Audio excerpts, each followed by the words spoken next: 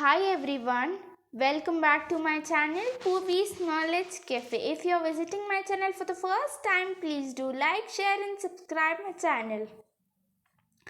So today I am going to share you all the story of two gentlemen of Verona. You all will be knowing that uh, in your eye point of view, in your viewpoint of in your eye viewpoint, that gentlemen are very good in their appearance. They wear good outfits. So gentlemen are like this. But in this story, the author A.J Cronin depicts that two poor children are the two gentlemen of Verona. So let me start the story. The narrator A.J Cronin depicts two children in contribution to her sister, attitude towards contribution of her sister.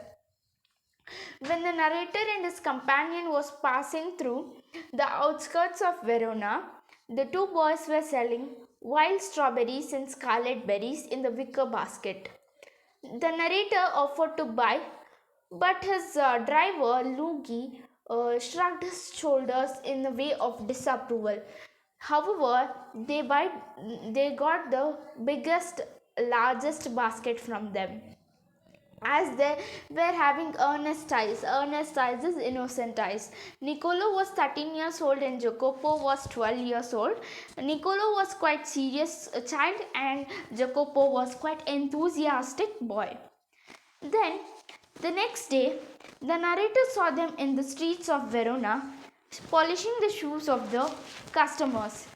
Then, the narrator asked Niccolo, I thought you were selling fruits to earn your living, but you are doing many things too. Sorry. But the narrator asked, even you are polishing the shoes today. Then Jacopo answered in an enthusiastic way, telling that we do many things, sir.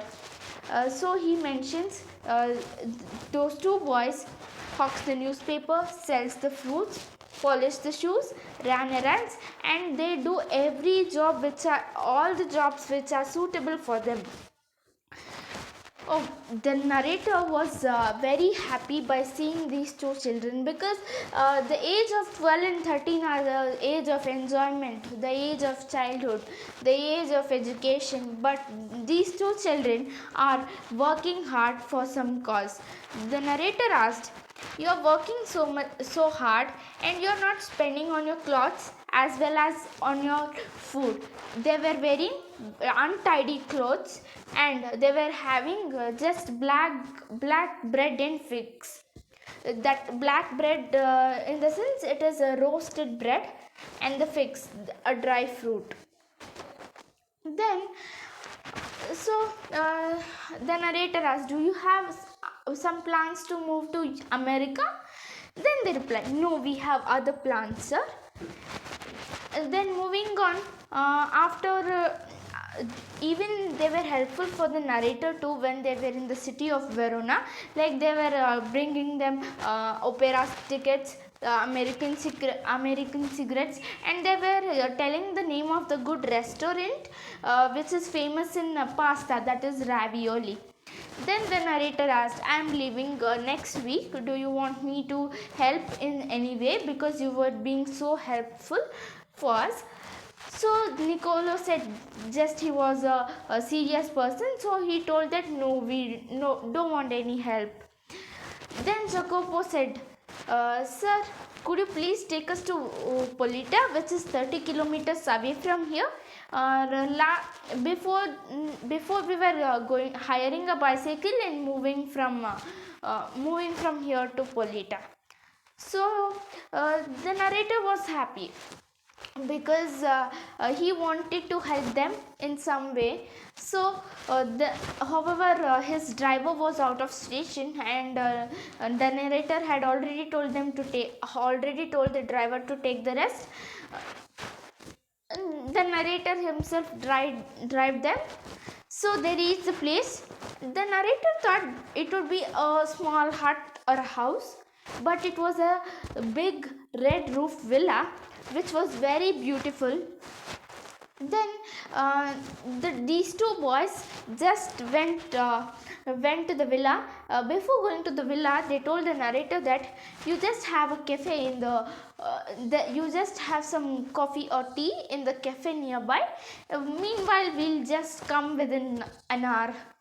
The narrator was still having a doubt because they were from poor background, and how will they have such a big home?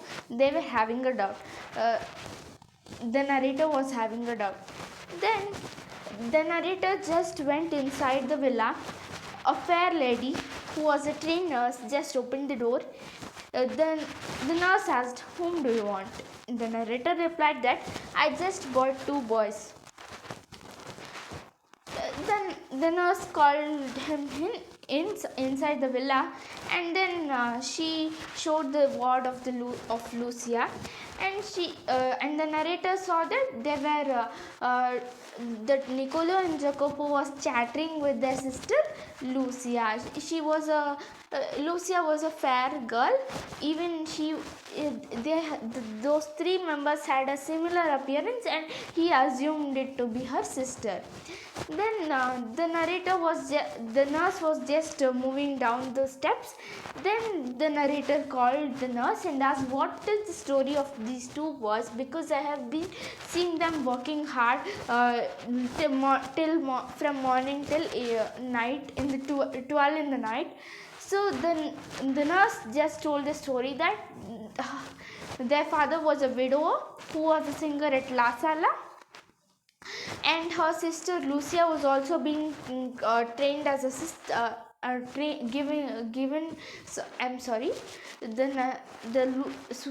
Lucia was also being trained to be a singer.